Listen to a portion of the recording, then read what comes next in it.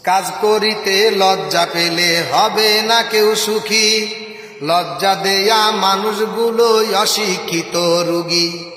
ভালো কাজে লজ্জা তো নাই, হোক না যতই ছোট, বেকার ঘুমে ঘুমাইও না, এখন জেগে ওঠো।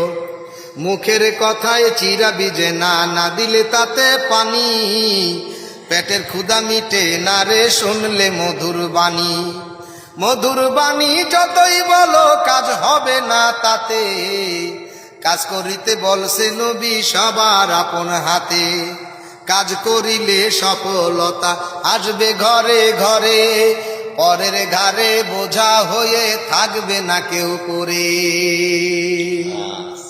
নাসিরউদ্দিনের এই যে একটা গান আপনারা শুনতে পেলেন, গানের মধ্যে যেগুলা কথা উনি তুলে ধরছেন একদম সত্য এবং ভালো লাগার মতো কথা।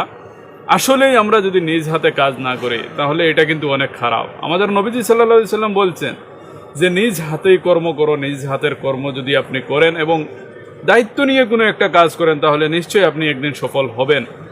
আর কর্ম করে মোটামুটি খাওয়াটা আমাদের জন্য একটা ইবাদত।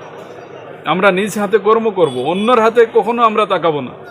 আল্লাহ পাক রব্বুল আলামিন আমাদেরকে বলছেন যে আমরা নিজ হাতে কর্ম করার জন্য এবং